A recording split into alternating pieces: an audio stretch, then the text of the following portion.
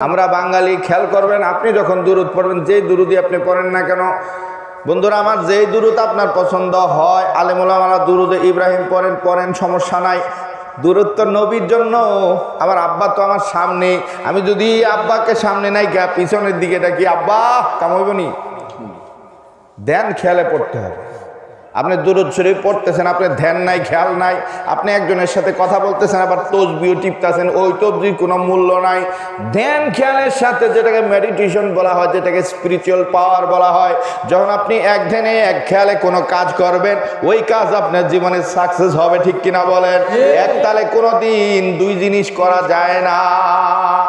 আল্লাহ রাব্বুল আলামিন এই ধ্যান সাধনা শিখাই দিয়েছে। নবীজি ধ্যান সাধনা করেছিল। ধ্যান সাধনা যদি বাড়িতে করা যাইতো, নবীজি পাহাড়ে যাইতো না। ও বন্ধু, পাহাড়ে যাইয়া আল্লাহকে হাসিল করেছে। এই জন্য নবীদের সুন্নত, ওলিদের সুন্নত, একজন লোক দাঁড়ায় বুকে হাত দিয়া বলবেন, অমুক মৌলানা সাহেব, অমুক মুফতি সাহেব, অমুক আল্লাহর ওলি ব্যক্তি, উনি সাধনা ছাড়াই আল্লাহর ওলি হয়ে গেছে, পারবেন না বলতে। সব অলিয়াদের জীবনে যায় দেখেন কোনো না কোনো জায়গায় সাধনা করেছেন।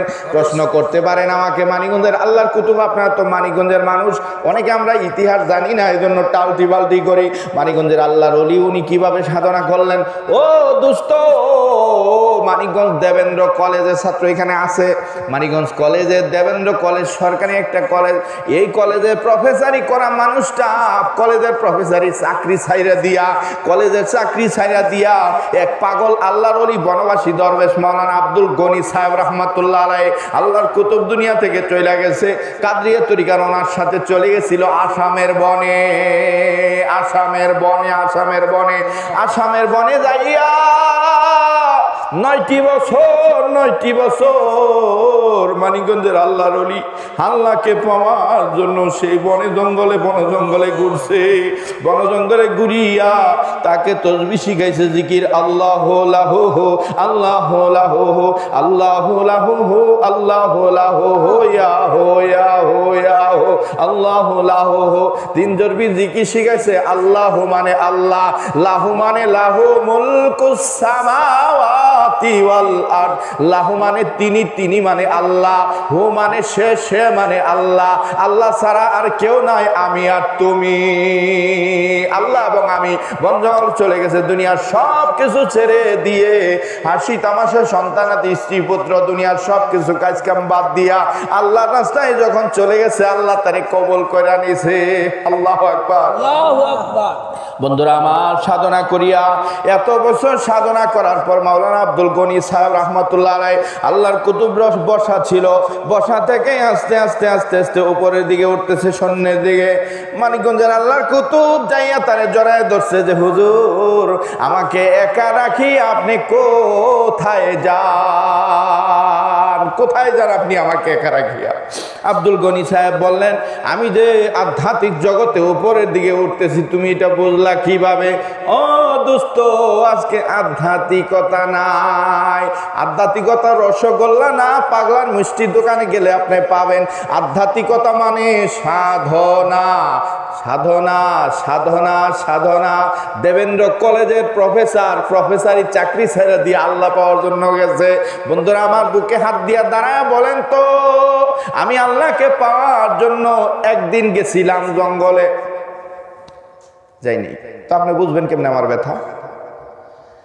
হ্যাঁ, বুঝিবে সে কিসে, কভু আসিবি সে ধ্বংসিনী দ্বারে, যারে ধ্বংস করে নাই। দুনিয়ার একটা মানুষের প্রেমে পড়ে মানুষ মিয়া আত্মহত্যা করে, দুনিয়ার একটা মানুষের প্রেমে পড়ে মানুষ জীবন দিয়ে দেয়, আর আল্লাহর প্রেমে যে পড়ছে তার অবস্থাটা কি হইতে পারে? স্বয়ং মাবুদের প্রেমে যে পড়ছে তার অবস্থাটা কি হইতে পারে? প্রেম কইরা আছেন মুসা নবী,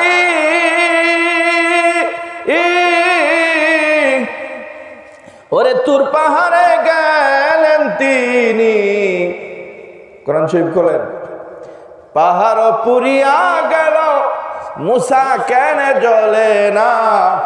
প্রেম খেলায়া শেখের মেলা সবাই জানে না।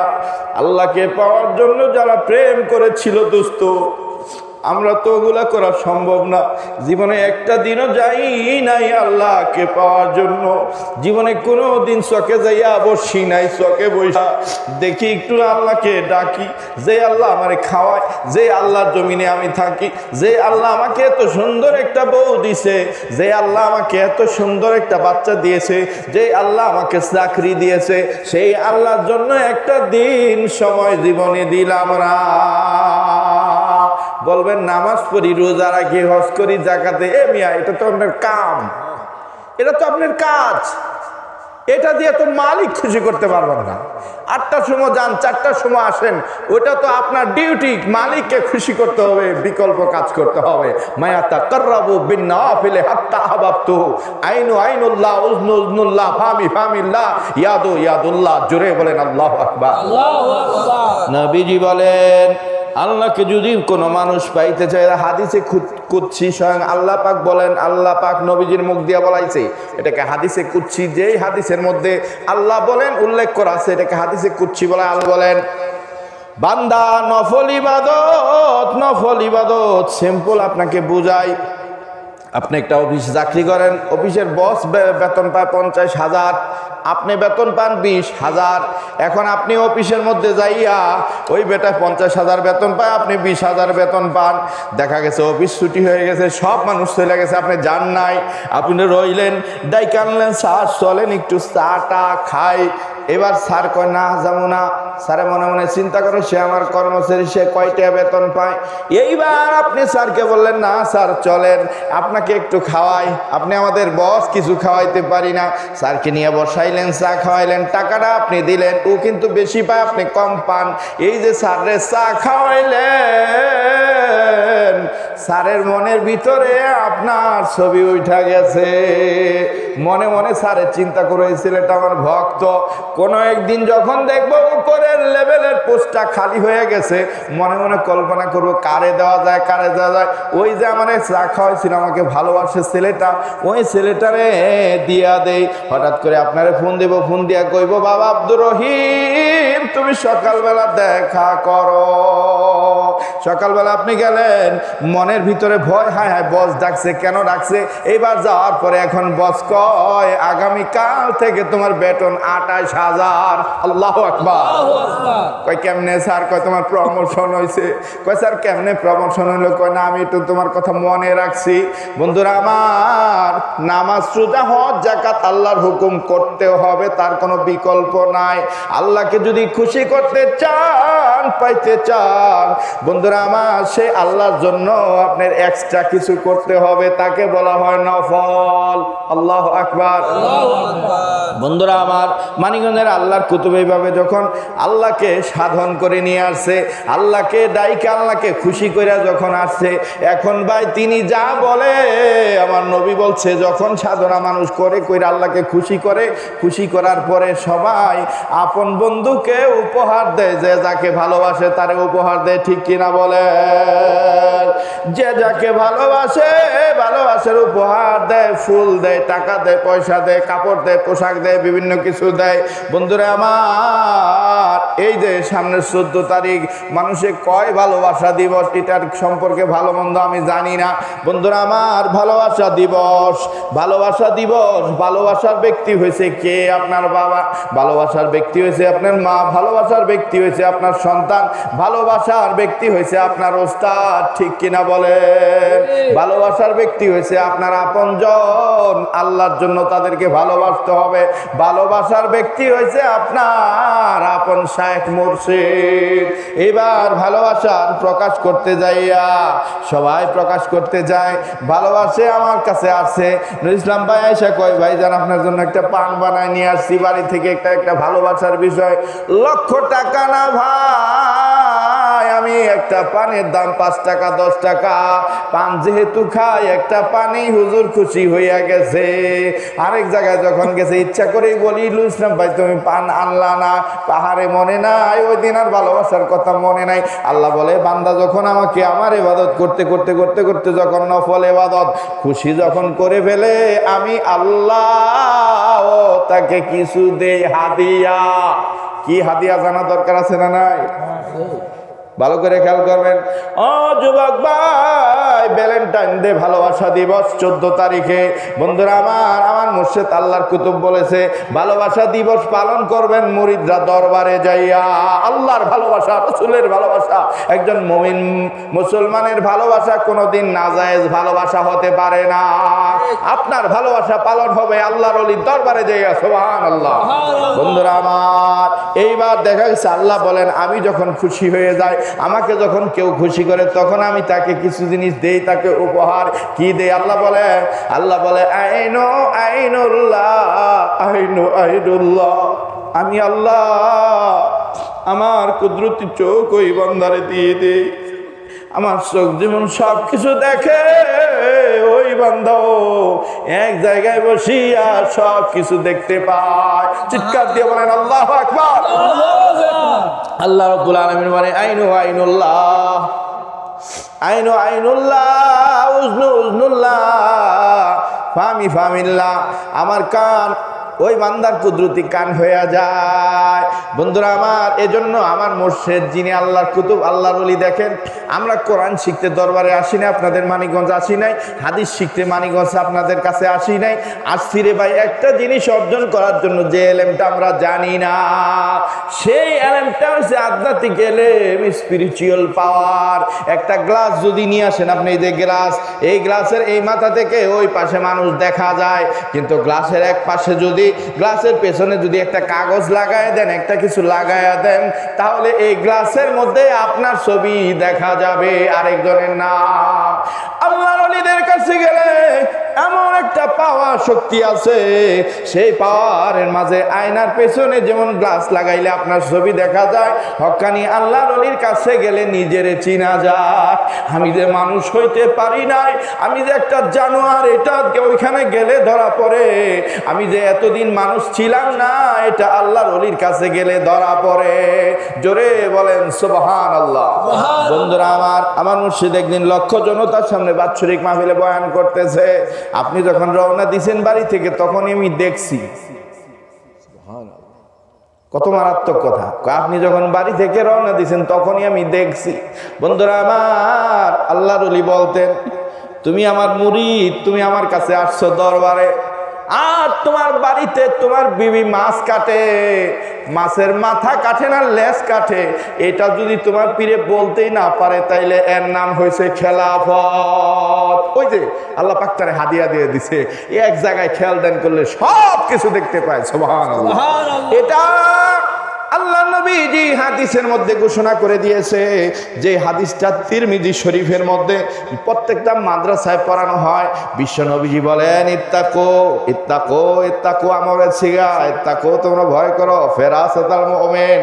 মুমিন ব্যক্তি যারা সাধনা করিয়া তারা এমন কিছু অর্জন করছে, তার কাছে সবকিছু ধরা পড়ে, সবকিছু ধরা পড়ে। তুমি তো বুঝো না, সে তোমার দেখলেই তোমার 14 গোষ্ঠী সম্পর্কে সে ধরে ফেলে। 14 গোষ্ঠী তোমার সামনে সবকিছু উদ্ভাসিত হয়ে ওঠে। তোমার নাম কি, তোমার বাবার নাম কি, তোমার দাদার নাম কি, তার দাদার নাম কি, তার দাদার নাম কি, এভাবে পৃথিবীর শুরু থেকে তোমার সামনে, তার সামনে গেলে সব কিছু হাজির হয়ে যায়। এজন্যই উনি বলতে পারে সুবহানাল্লাহ। এটা ওনার অলৌকিকত্ব না, আল্লাহ দয়া করে ওনাকে দান করেছে। এজন্য বিশ্ব নবীজি বলছে ইত্তাকু ফিরাসাতাল মুমিন, মুমিনের ফিরাসতকে ভয় করো। কেননা ওয়া ইন্নাহু ইয়ানজুরু মিন নূরিল্লাহ, তারা আল্লাহর নূর দিয়া, আল্লাহর আলো দিয়া দেখতে পায়। খেয়াল করেন, এখন অন্ধকার রাত্রে যদি আমরা এই রাস্তা দিয়া যাই, আপনার কাছে যদি বিশাল একটা লাইট থাকে, কোনো ভয় আসেনি, কারণ সব আলো আপনি দেখতে পারেন। বন্ধু, আল্লাহর ওলিদের কাছে আল্লাহর পক্ষ থেকে, রসুলের পক্ষ থেকে বেলায়েতের আলো থাকে, তাদের কোনো ভয় নাই, চিন্তা নাই, টেনশন নাই। এখন গেলে রাস্তায় ডাকাতে ধরবে, এটা আপনি আমি কি জানি? বন্ধুরা, আল্লাহর ওলিরা বুঝতে পারে, আল্লাহর ওলিরা বুঝতে পারে, আমি আপনি বুঝি না। কেমনে বুঝতে পারে? আল্লাহ পাক তাদেরকে ভালোবাসা ওই যে এমন কিছু দান করছে, তার চোখের পাওয়ার আর আমার চোখের পাওয়ার এক না, ঠিক কিনা বলেন? এজন্য আমাদের দেশের, আমরা অনেকেই পড়াশোনা করেছি, আমাদের দেশে কাজী নজরুল ইসলাম একজন লেখক আছে না নাই? উনি লেখছেন হরদম জপে যেমন কাল মাঝে জন। হরদম মানে কি সব সময়, হরদম জপে যেমন কাল মাঝে জন, খোদাই তত্ত্ব তার রহে না গোপন। আমার বাপে লেহে নাই, পিসাব লেহে নাই, কবি কাজী নজরুল ইসলাম লিখছে বন্ধুরা আমার, যিনি 8 পাশ করিয়ে 8ম শ্রেণী পাশ করিয়া যেই বেটার লিখিত কিতাব বিশ্ববিদ্যালয়ে পড়ানো হয়, যার ভিতরে প্রেম ছিল, মহব্বত ছিল, ভালোবাসা ছিল, এই পরিমাণের আজ পর্যন্ত কোনো বাঙালি এই তার এত ভালোবাসা দেখাইতে পারে না। রাসূলের প্রতি ভালোবাসা জীবনে কোনো দিন যাইতে পারে নাই। সোনার মক্কাতে মদিনাতে উনি লিখছে, আমি যদি আরব হতাম মদিনার ওই পথ। কি বললাম বলেন সবাই, আমি যদি আরব হতাম। পাপ হইব কইলে ইমানের জজবার কথা এটা। আহারে কত প্রেম ছিল। আমি যদি আরব হতাম মদিনার ওই পথ, যে পথ দিয়ে হেঁটে যেত নর নবী নর নবী নর নবী হাজরা। আমি যদি আরব হতাম মদিনার ওই পথ, যে পথে মোর হেঁটে যেত নর নবী হাজরা। এরে দুনিয়ার মানুষ, আমি কবি নজরুল মানুষ না হইয়া মদিনার পথ যদি হইতাম, আমার বুকের উপর দিয়ে আমার বন্ধু ভাইটা যাইতো। আল্লাহু আকবার। উনি লেখছে, মনে বড় আশা ছিল যাব মদিনায়, মনে বড় আশা ছিল যাব মদিনায়। সবাই বলেন, মনে বড় আশা ছিল যাব মদিনায়। সালাম আমি করব গিয়ে, সালাম আমি করব গিয়ে নবীর রোজায়, মনে বড় আশা ছিল যাব মদিনায়, মনে বড় আশা ছিল যাব আরব সাগর পাড়ি দেব, নাইকো আমার তরি, পাখা নাই তো উড়ে যাব ডানাতে ভর করি। আমার আশা আছে সম্বল নাই, আমার আশা আছে সম্বল নাই, কি করি উপায়। মনে বড় আশা ছিল যাব মদিনায়, মনে বড় আশা ছিল যাব মদিনায়। সালাম আমি করব গিয়ে, সালাম আমি করব গিয়ে নবীর রোজায়, মনে বড় আশা ছিল যাব মদিনায়। বন্ধুরা আমার, এরকম অনেক শত শত নবীজির প্রেমের গজল কাজী নজরুল ইসলাম লেখছে। উনি লেখছে, হরদম জপে যেমন কাল মাঝে জন, হরদম জপে যেমন কাল মাঝে জন। কালমা কি? What do you understand by the name of কালমা? কালমাটা কি?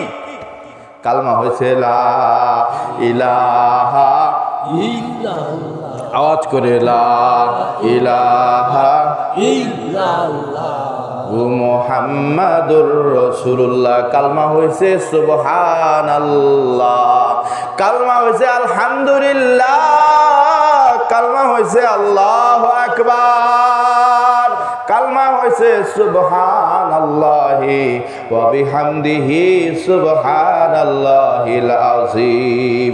ঈমানের কালমা হয়েছে লা ইলাহা ইল্লাল্লাহু মুহাম্মাদুর রাসূলুল্লাহ। ও দোস্ত, সে বলে নাই, বিশ্বনবী বলছে আল ঈমানু বিদুআ সাবউনা শুবাতান ফাআফজালুহা কাউলু লা ইলাহা ইল্লাল্লাহ।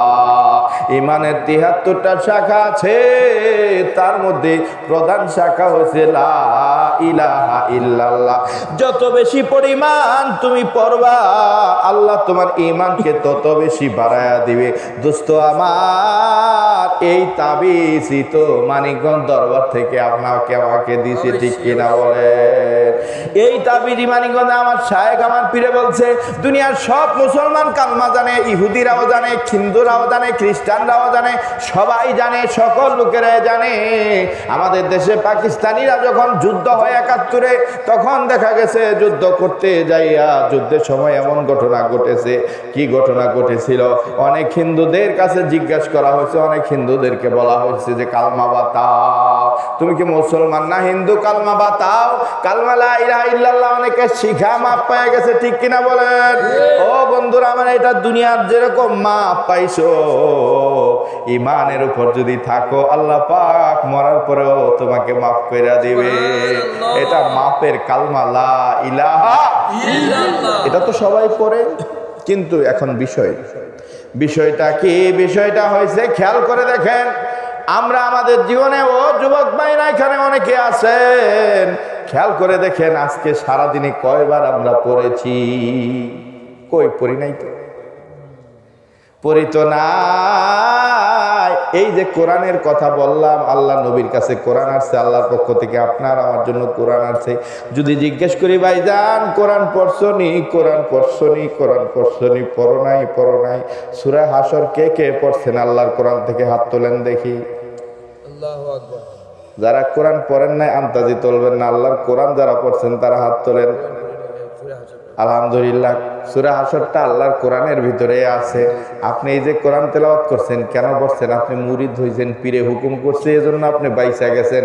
মরার পরে কবরে গেলে দোস্ত যদি জিজ্ঞেস করে, ওরে কত জীবনে বই পড়লি, বাংলা, অঙ্ক, ইতিহাস, ভূগোল, ফিলোসফি, অ্যাস্ট্রোনমি, সাইকোলজি, বিজ্ঞান, কেমিস্ট্রি, পিএইচডি, কত ডাক্তারি, কত বিদ্যার বই তুমি পড়লা, আমি আল্লাহ তোমার একটা বই দিছিলাম কোরআন, সেটা পড়লা না, তখন আপনি কি জবাব দিবেন? আপনাকে যদি প্রশ্ন করা হয়, কোরআনের মধ্যেই ছিল লা ইলাহা ইল্লাল্লাহ। এজন্য ভাই আমার ফিরে বলছে, আমার শায়েখ বলছে, এজন্য যে কে স্কুলে যে জায়গায় গেলে আমলগুলো শেখা যায়, যেই জায়গায় গেলে এই আমলগুলো দুনিয়ার জিন্দেগির সাথে আমলগুলো করা যায়, যেই জায়গায় গেলে যাদের সাথে চললে লা ইলাহা ইল্লাল্লাহ পড়া যায়, ঈমানের কালমাটা, সেই জায়গায় যাইতে হবে আপনাকে, তাদের সাথে চলতে হবে। যেই জায়গায় এই কথাগুলো আলোচনা করা হয়, যারা এই আমলগুলো করে, তাদের সাথে যাই আপনি নিজেও আমল করা শিখেন। এর নাম হইছে তরিকা।